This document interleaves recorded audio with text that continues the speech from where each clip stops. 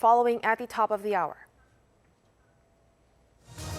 South Korea's industrial output, consumption, and facility investment all increased in September, giving a sign that the nation's economy may be on track toward a mild recovery from the COVID-19 pandemic-induced slump. North Korea claims South Korea should accept primary blame for the death of a fisheries official killed at sea last month because the South failed to exercise proper control over its citizens. The regime, however, stressed that the latest incident must not affect inter-Korean ties.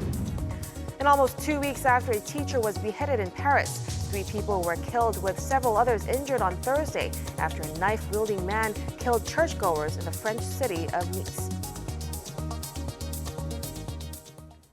Now we start with some positive figures for the South Korean economy. The country in September saw an improvement in factory output, private consumption, and corporate investment, the 3 major indicators that often help forecast where an economy is headed. For more on this, we connect to our economic correspondent, Kim Sang-min, who's on the line for us. Sang-min, tell us the details.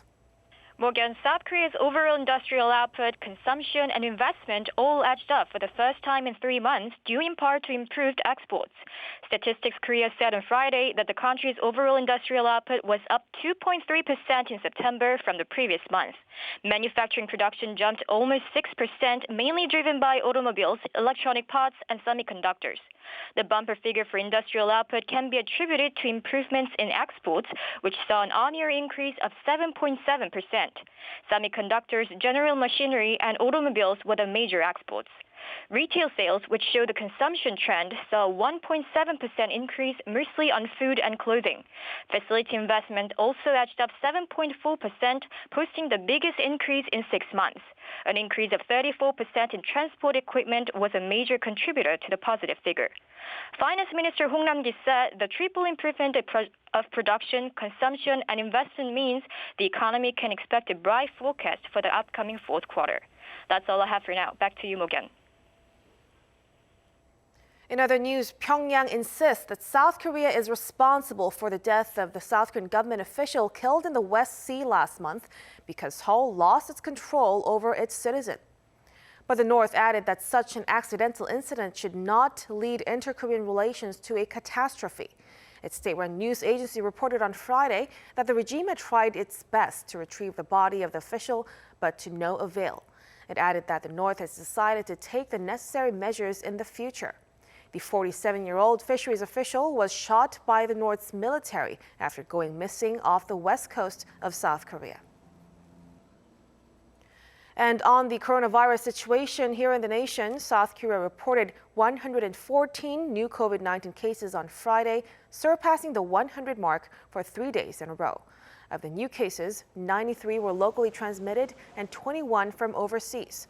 The total caseload is now close to 26,300. One more patient died of the virus, bringing the country's death toll to 463. Italy's total COVID-19 caseload has surpassed 600,000 after the country saw its single-day jump of over 26,000. It shattered the previous record set just a day earlier. With a rising number of infections, several regions are now closing schools until November 24th. Meanwhile, the Vatican says Pope Francis' general audiences will once again be broadcast live starting next Wednesday. According to the Church, the latest measures comes as it tries to avoid possible future risk to the health of the participants. The race for a COVID-19 vaccine continues, with American biotech firm Moderna claiming that it's preparing for the global launch of its potential COVID-19 drug. Pfizer also says that its own drug could be ready before Christmas. Our Kim Dami has the updates on the COVID-19 vaccines. Moderna says its prospective COVID-19 vaccine is ready for a global launch, reportedly already accepting $1.1 billion in deposits from governments around the world. In its third quarter earnings report on Thursday, the U.S. biotech firm revealed that it's been engaging in negotiations with the World Health Organization and its vaccine distribution cohort, COVAX. Moderna and the agency are working on a tiered pricing proposal for its drug named mRNA-1273. It already has supply agreements in North America, the Middle East, and Japan. The drug is in a late-stage human trials and will not apply for emergency use authorization until late November at the earliest. In the meantime, a German COVID-19 vaccine could be ready before Christmas. According to the Times on Thursday, a Pfizer chief executive said the vaccine was in the last mile with results expected within a matter of weeks. While the last stages of clinical trials are almost complete, the UK government has already brought up 40 million doses of the drug. After filing applications to the WHO for an emergency use listing and pre-qualification of its very young COVID-19 vaccine, Sputnik V, earlier this week, Russian President Vladimir Putin said Thursday his country may start mass vaccination by year's end.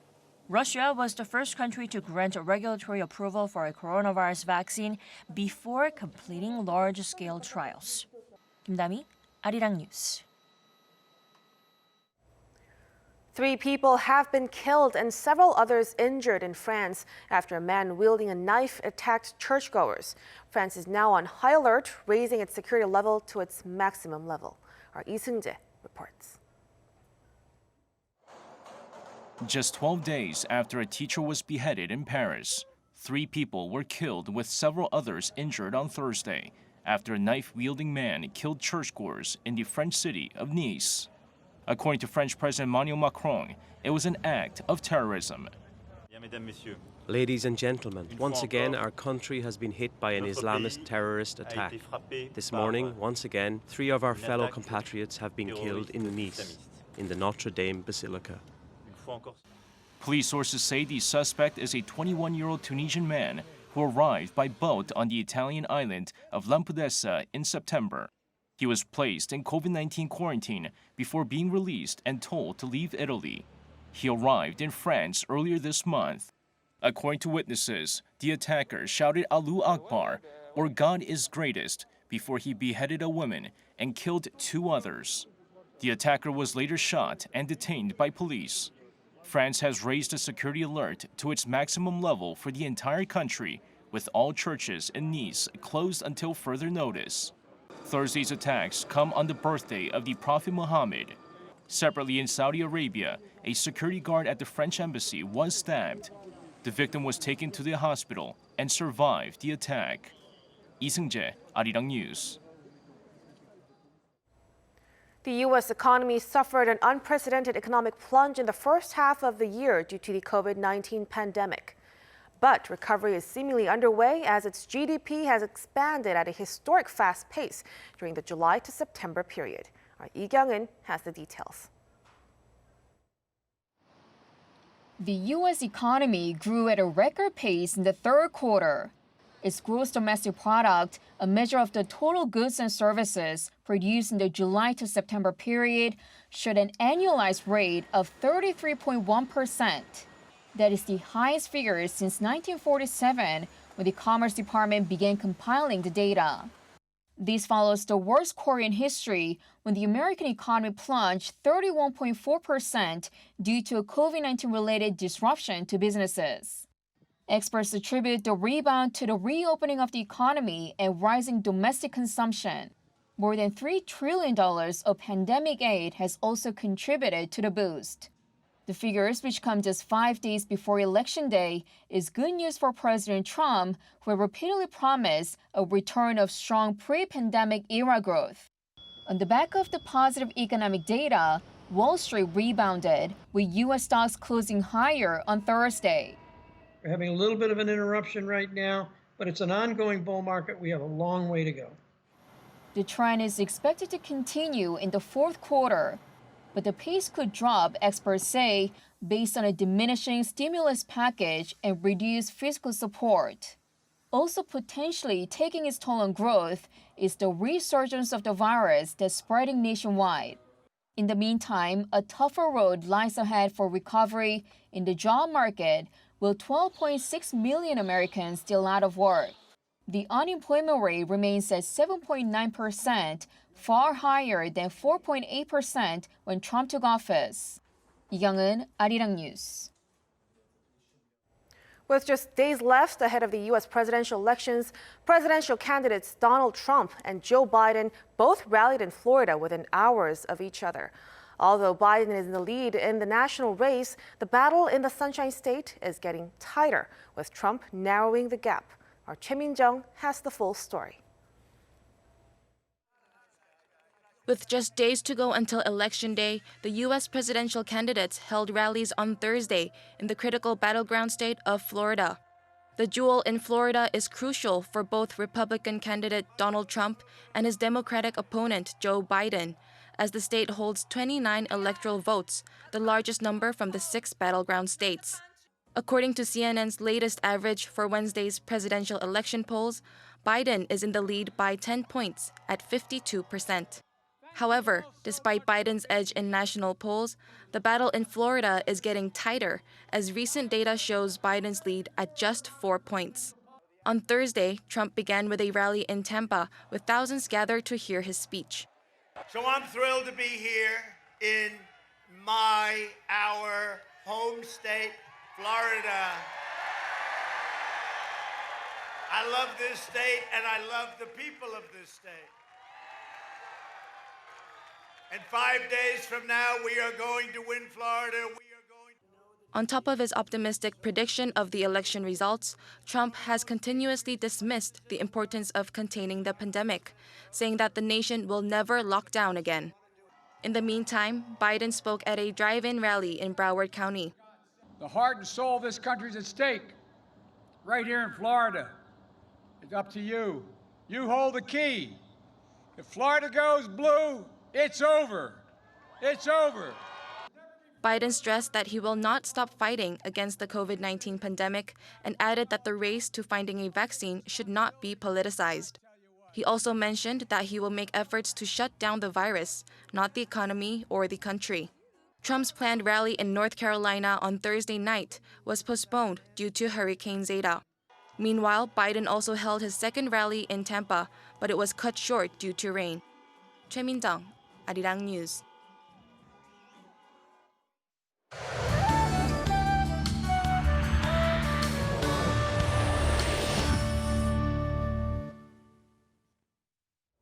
Good morning. Indian regions had sub-zero morning temperatures with frost on the ground.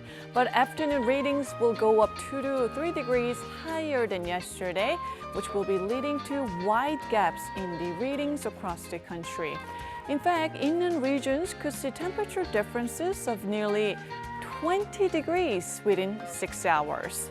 So highs will rise quickly to hover near the upper teens in most parts of the country, and we'll have clean air quality nationwide today. Also, we have sunny skies all day, while the East Coast could see light rain during first half of the day due to easterly winds.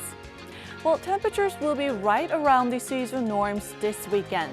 Then on Sunday, other than Gyeongsang-do provinces, there will be rain across the country.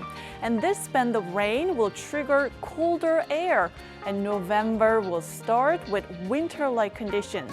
In fact, next Wednesday, morning lows in Seoul will wake up to the freezing mark. That's Korea for you, and here's a look at the weather conditions around the world.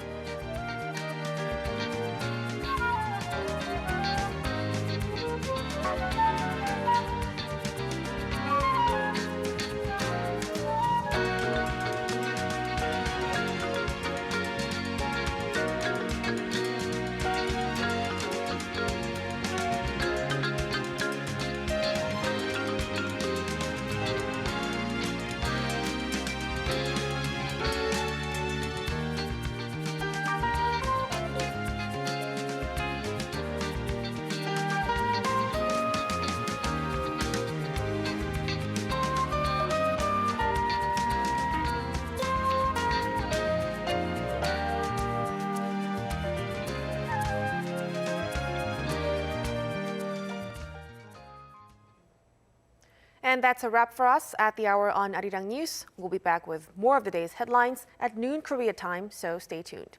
Thank you for watching and goodbye.